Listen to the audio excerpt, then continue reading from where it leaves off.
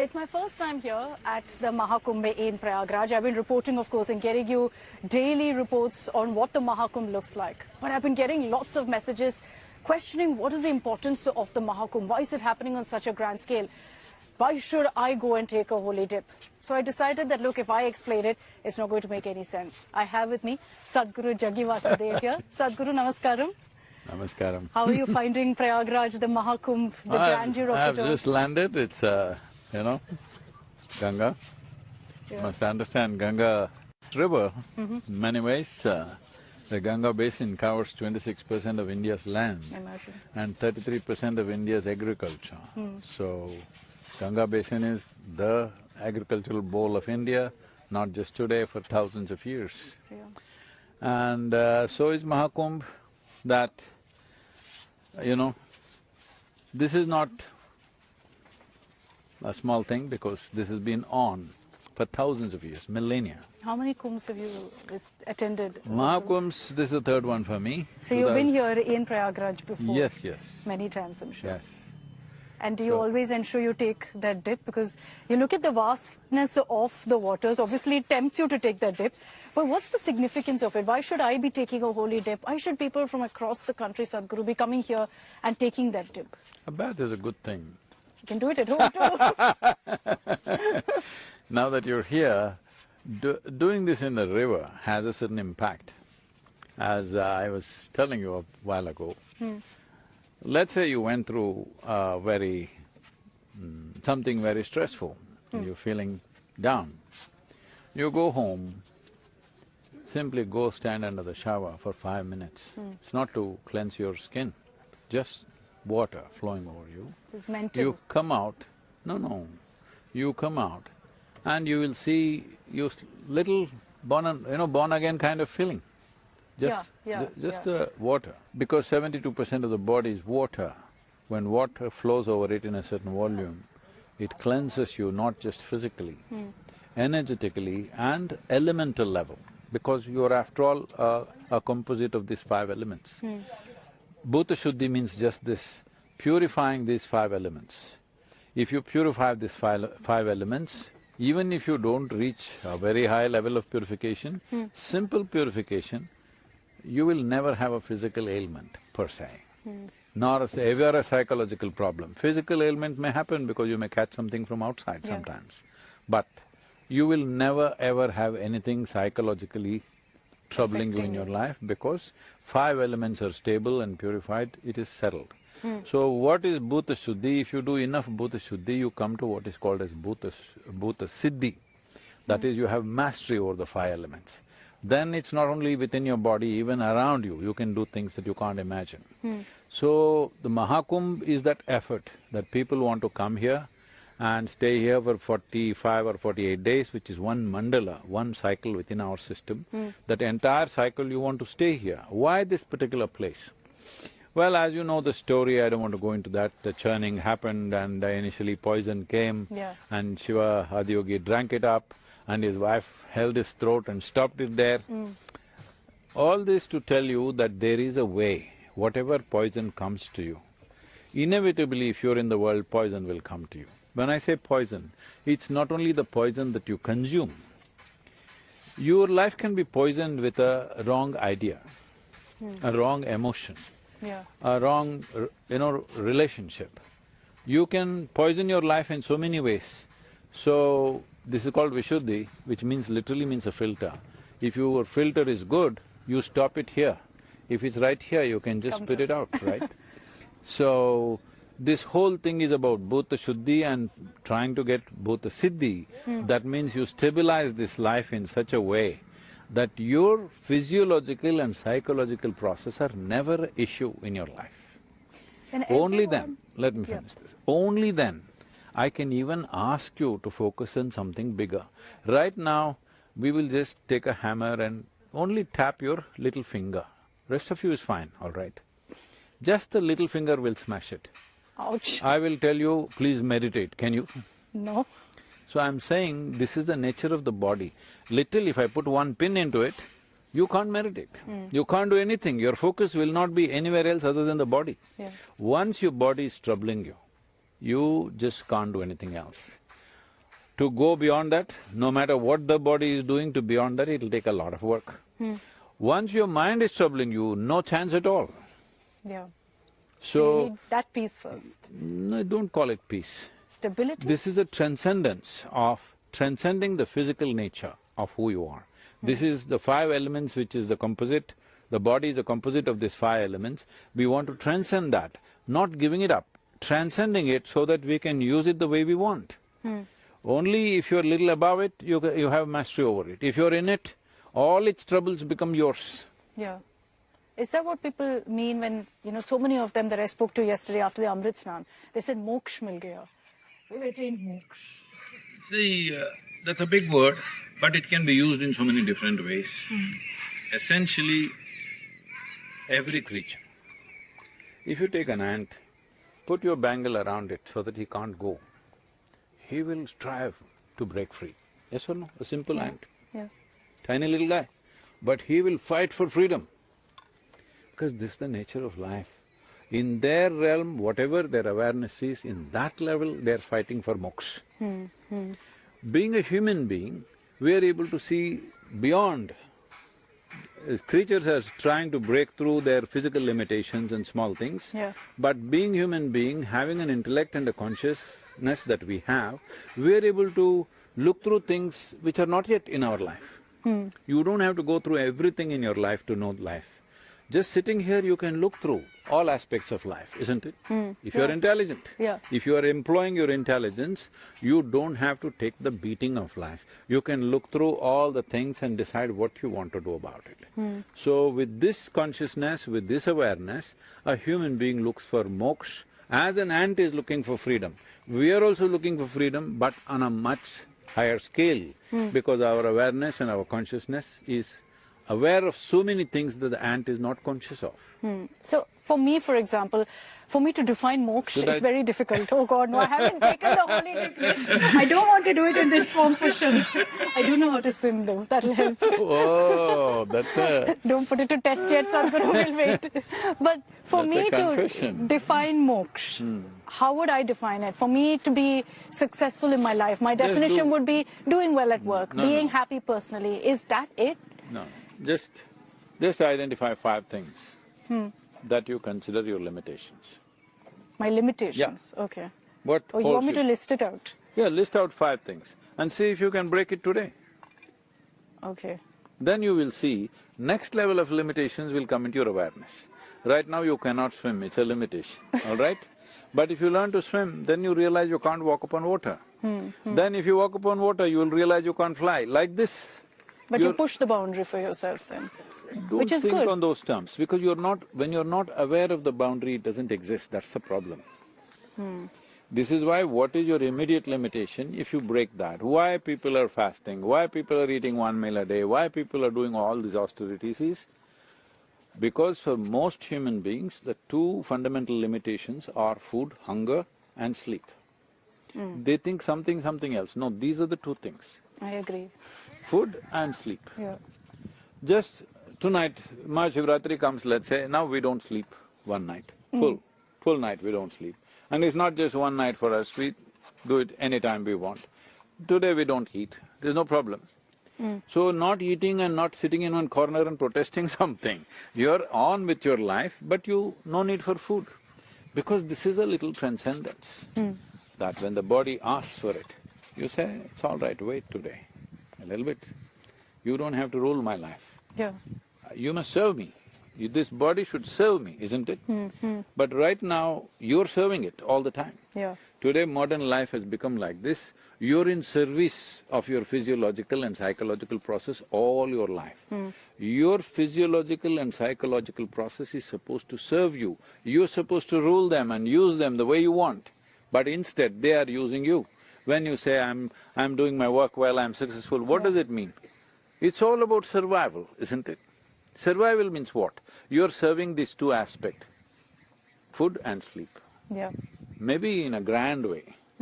It comes down to that. Maybe you just don't eat roti and sabji or rice and dal, you eat something else. Correct. Okay? Very expensive, but it's the same damn thing in the end. You're reading my mind, Sadhguru. It's out, huh? I don't have to read it. It's published. But you mentioned modern life and the Mahakumbh. There are a lot of people of Gen Z especially who say, we can't relate to something like the Mahakumbh. We see pictures on social media and they say, does this still happen in India? Is it something to be proud of? Something absolutely incredible, because 40 million people, that is the last Mahakumbh's number. This time it may be 55 million probably. I'm sorry, 550 million. 400 million. Probably, it'll be more. Last time it was 400 million. That many people, which is more population than most countries on the planet except the Chinese probably. Yeah. I don't think any other country has that much population. So, all these people coming here, not for asking for a ticket to heaven, not in pursuit of pleasure, not in pursuit of rewards, for liberation. Where else is this possible? This is the grandest civilization. Yeah. Because freedom and liberation is not an idea that I'm propounding. It is a natural longing of life. The moment you see something is holding you, you want to break it, isn't it? Yeah. When you're not aware, you're going on. Correct. But the moment you become aware something is trapping you in your life, something is restricting you in your life, there is a natural longing to break it. If you go on like this, you're seeking mukti. So this land, this civilization is built on this, that human beings are seeking liberation, not pleasures of heaven, not to go and sit in God's lap, not to do this and that, but to become free. This is the greatest thing on the planet, because human beings are seeking their personal liberation in their ultimate liberation, because they've seen through all the limitations sitting in one place. They didn't have to go through all that. They have… Sitting in one place, they saw all the limitations of all the things that human beings do. Right now, people are thinking, I must get educated. After that, they don't know what to do. See, when you're in school, you think you must pass your high school well. Yeah, the moment you pass, you're you're in great ecstasy, you're confused what to do next. Yeah. Whether to become a journalist or an engineer, doctor, nonsense, what? All right? Then you get into one college. Then you thought, that is it, I got into your prime college and I made it. But then you realize only getting out is the real thing. Yeah. That's when life begins. Yeah. You got out, you got a big qualification. Then you realize it's so horrible qualification and you don't have a job. It goes on, all right? Then marriage, children, this one, that one. On your deathbed, it'll be the same thing. So you want to go through everything and the last minute you want to look at it, it's up to you, all the best. Or you have intelligence to sit here and look at it. All these things happen right now, let's say. All the things all your dreams, if I make it true for you right now, you will suddenly realize, it's not enough. You want this much money, you want this much comfort, you want this, everything right now. What will you do next? Something else you want to do, isn't it? Yeah. So you want to go beyond limitations, this is the longing. So this longing for mukti finds a constipated expression in the form of ambition, conquest, or simply shopping, whatever you want to call it. All these are wanting to break one limitation and go to another, wanting to go beyond in some way. But these are constipated expressions. If you allow your intelligence to… If people don't keep themselves non-stop preoccupied, if they sit in one place and look at it, they can see this. If everything I want happens right now, still nothing has happened to me. Yes or no? Yeah.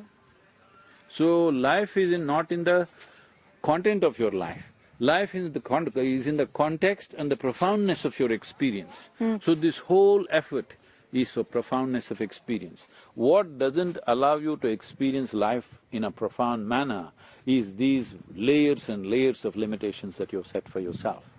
And these are not limitations set by nature. This is a manifestation of your own mind. This is why we said everything that you're going through is your karma. So people have come to wash some of it. The sadhus that we see here, who come from these akhadas in saffron, they come here, they take the holy dip. Do you think that they've essentially imbibed that message that you're putting forth? Of course, the whole culture has imbibed that message. It's only now those of us who got educated in the last 50 years, not getting it in our head. But do you think that's changed though, that there was certain awareness, then that there's been a sort of unlearning of that awareness in today's generation? You watch it, by the end of this Mahakumbh, there'll be over 500 million people come and gone. You think it's lost? You think it sends a message though to the next generation? Because do you see youngsters also 500 million. imbibing a lesson? I consider you young. I don't consider myself young, Sadhguru. Don't say that. I consider myself young, okay? Okay, I consider myself young too. Yeah, Let's go with good. that. So, 500 million people gather in one place. And today, in the age of social media and every kind of thing, everybody is carrying a camera in their hand. You think the world will miss the point? On social media? See, in many ways, I'm telling you, for the future generations, the only thing that will make sense is this, that is seeking liberation. They may be going on drugs, why? They want to break limitations. They may be going on alcohol, why? Whatever binges they're doing is all to break limitations, isn't it? It's just what will be the consequence of that is a different matter. The intent is wonderful. Yeah. I'm saying the sadhu is taking a dip here in search of moksha, and the guy who's getting knocked out with the drug, the intent is same, method is wrong. So the end point is essentially the same, that's the… No, don't say that. Intent is same. Intent is not the end point. Intent is the beginning point, starting point. The mission. No, your intent is the starting point. Yeah, and then you work. Only if you do the right thing, you go to the end point. Otherwise, you'll get lost. Yeah. But the images on social media right now of a Mahakumbh, you know, on social media there's all this talk saying, do we really want this image of a Bharat, of a Sanatan Dharm Bharat, of or as they put it, a Sanghi Bharat? What's your response to that? Do you think it's wrong to have these images of sadhus and portray this as India? Or do you think that that is our culture? This is India. I want you to understand, for thousands of years, today UP government, Yogi Adityanath is doing a tremendous effort to make this into a successful process. But for millennia, nobody gave a call. There was no announcement.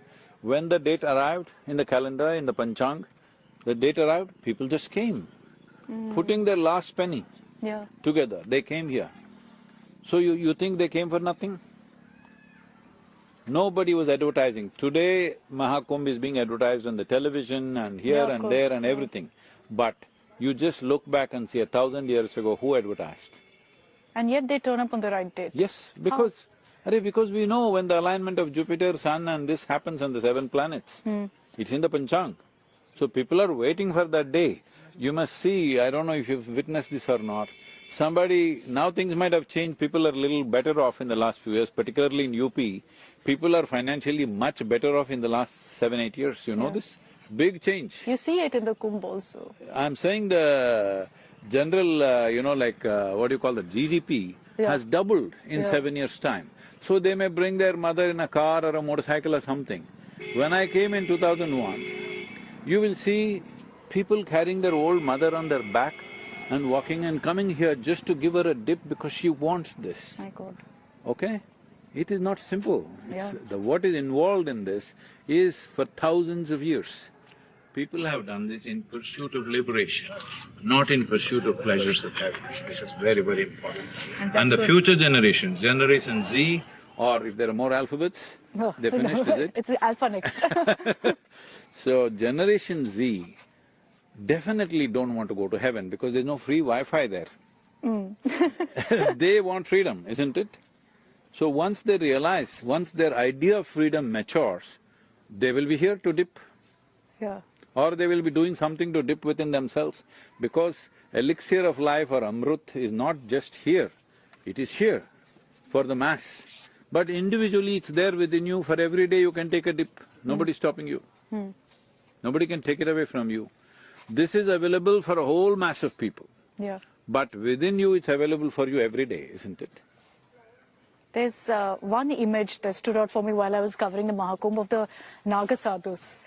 They're very intimidating, you get a sense of them being very intimidating. I'm not. I hope you know what I mean, Sadhguru. They're very, you don't, I mean, the way I can speak to you, have a conversation with you. Language. I don't know if I can do that with a Naga Sadhu. No, and my question is this. They're not for talking. They're not. But, you know, I think there's a lot of curiosity about them, about their lives. What do you know about them, Sadhguru? Do they actually live somewhere deep in the Himalayas, like they claim? You've trekked there many times, you were telling me also. Yes, many times. Have you seen a Naga Sadhu there? Have you seen a Naga Sadhu there? Many. Yes. So is that where they come from then for the Kumbh? Because you see thousands of them, but in our daily lives, they're nowhere to be seen. I'm also Naga only. Of course. It's just that today we have work in the world, so… Yeah. We became a bit diplomatic in our approach, but nothing in our core has changed, we are the same. Okay. But Adiyogi himself is a Naga Sadhu, isn't it? Doesn't he have a Naga on his throat? Yes. What else do you want? So, we are the same people. Just you have to change according to the situations to make yourself effective. Otherwise, you'll be out of place. What's the point? See, there are only two things in your life. Internally, profoundness of your experience, that's all. You may think it's marriage, you may think it's love, you may think it's success, you may think it's achievement. Essentially, profoundness of experience, isn't it? Yeah. Whatever you will call it. Or somebody thinks it's drug, alcohol, meditation, whatever, or they saw God. Profoundness of experience, that's all you're looking for. But when it comes to the outside, impactfulness of our activity, this is all there is to life, there's nothing else, just look at it. Yeah. So when you do something, when you act in the world, you have to be impactful. Otherwise there's no need for action, you can close your eyes and sit in one place, that's better. Rather than doing action without impact. And if you have to be impactful, you have to be the way today the world is. Yeah. Otherwise you cannot be impactful. Very true. Yeah. So, they've chosen just profoundness of experience. They're not interested in impactfulness of action. They're not for action. And they don't care what anyone thinks. That's what I'm saying. Yeah. They're only focusing on one aspect, which is profoundness of experience and which leads to liberation. It's a flaky experience of the surface which traps you. Profoundness of experience, life liberates you. They're focused on that. They're not looking at the impactfulness of their actions. Well, I'm for both. Profoundness of experience is not a problem for me. So impactfulness of thing, accordingly I speak the language of the world. Okay, my final question to you, Sadhguru, is what stands out about the Kumbh is also that, you know, it's a perfect marriage of sorts of science and also of belief, of… See, this belief does not belong to this civilization, let's understand this. Meaning? We don't have belief systems, we have only seeking. But isn't religion a belief? Aren't you believing in a certain God? There is no religion in this country, that's what I'm telling you. What we call as Sanatan is search for liberation, it's Mukti.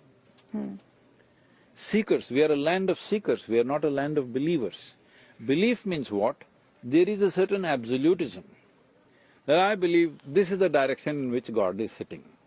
If you say this is the direction, then either I have to kill you or I have to say in between we'll arrive at this direction. Somewhere else, yeah.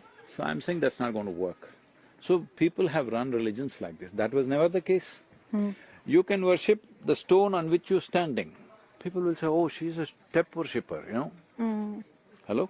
Somebody worships a cow, somebody worships a dog. Somebody worships a snake, somebody worships a tree. Somebody worships nothing, simply looking up. No problem, because we know it doesn't matter what you worship, the important thing is you are trying for profoundness of experience, isn't it? From where it comes, it doesn't matter. We are only interested in the the context in which you're doing it. The content, you can make the boat, for a boatman, boat is God, what is the problem? For you also, when you don't know swimming, boat is God, you know. Very true, yeah. Isn't it? That I agree. So, this is very important that you understand this and the country understand this and the world understands this, because the future generations will not want to go to heaven. There'll be no ticket queues for that. Everybody knowingly, unknowingly wants liberation. If we make it a conscious process, if you present this properly, Future of the world isn't Sanatan. See, you must understand, Sanatan means don't understand it's a religion. Sanatan means eternal. Can something be eternal if it's not all-inclusive? No. It has to be all-inclusive, and it is. Yeah. See, this is why we said Vasudhaiva Kutumbakam, everything, these are all becoming like political slogans. Correct. That's not what it is, that's not the intent of that. The intent of that is, we never saw this life better than that life, not just human beings. Just we even, we are even talking about microbial life, how we are reverential toward that, because we understand they are the fundamental life here. Yeah. Foundational life for us. Correct. So all living beings we're talking about, because this is not a religion, this is a profound insight into life. Well, in mass transmission it might have taken on many distortions, that's a different matter. So the time like this is the time to correct those distortions to the extent possible. Whatever extent possible, we must correct this, we must make people understand Sanatan is not my religion or your religion. It is the eternal nature of creation. How attuned are you to it? Or how willing are you? Are you willing to take up some method? So what should I do? Should I give up my god and worship Shiva? Nothing like that. The Naga Babas sit in the Himalayas and every day abuse Shiva. Do you know this? Really? Yes. This is what I was asking you about, what you could tell me about. So what is the problem? You say nice things, he says bad things. Okay. Because the thing is this, in your life, it's not that you must be in love to transcend something, or you must be in something pleasant to be. If you can maintain 24 hours of anger, you will become liberated. Can you do it? No. 24 hours, non-stop anger, you cannot do it. Yeah. You can't do it for a minute actually. Correct. So anything, this is why Shankara said, Nischala Tattvam Jivan Mukti. Unwavering, you hold on to something, it doesn't matter what it is. Your father, your mother, your God, your child, your husband, your wife, the river, a stone in your hand, doesn't matter what. Unwavering attention will lead to liberation. That's what they're trying to do here. Amazing. That's what the world should do in future. It doesn't matter what it is. So, this is the only civilization which allows the spectrum. Spectrum is 360 degrees. You can worship a pig if you want, you can worship a cow if you want, you can worship nothing and sit here completely unresponsive to everything. It's your choice, whichever way. Yogaratava, bogaratava, somehow make it on. That's the important thing, somehow go beyond your limitations. That's the only thing about Sanatan. This is not a particular religion, this is not about this way of doing or that way of doing, and above all, this is not absolutism. This is it, no. You're somebody who can't swim, you will walk on the river, I swim. I can't walk on the river, no. It's okay, just say, I can't swim but I can walk. I can walk, I can run. I can't walk, so I swim. Yeah. All right, so it doesn't matter, both of us will cross the river, that's the important thing. Yeah. I think you've inspired me to go ahead and be a part of the Kumbh festivities and take a dip. Thank you so much, Sadhguru. Thank you very much for joining us. I hope I've answered all of your questions as well about the Mahakumbh, because I know there were a lot of them, particularly to ask them to you, Sadhguru. So I hope I've answered all of them. Thank you very much for tuning in. All the best to you. Thank you so much. May you have some little liberation at least. I hope so. I hope this will help. At least an installment of Mukti must happen to you before you leave this place. A certain percentage at least. Definitely.